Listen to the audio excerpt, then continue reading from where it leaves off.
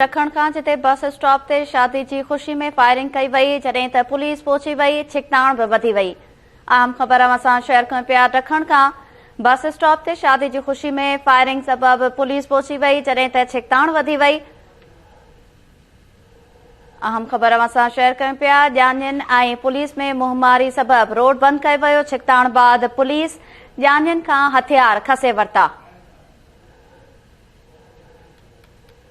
ॾखण खां ख़बर अवां ताईं पहुचायूं पिया। बस स्टॉप ते शादी जी ख़ुशी में फायरिंग कई वई। फायरिंग सबबि पुलिस पहुची वई, छिकताण वधी वई, जॾहिं त ॼाणियुनि ऐं पुलिस में मुंहमारी सबबि रोड बंदि कयो वियो।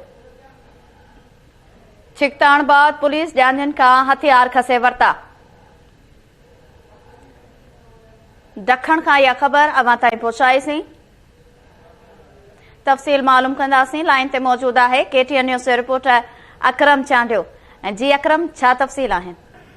जी रोशनी, ॾखण शहर में बस स्टैंड ते शादीअ जी ख़ुशी में फायरिंग जी इतला ते पुलिस पहुची वई आहे, जंहिं दौरान पुलिस ऐं ॼाणियुनि में शिकताण थी पई। मुंहमारी थियण बैदि जेको रोड ब्लॉक थी वियो आहे।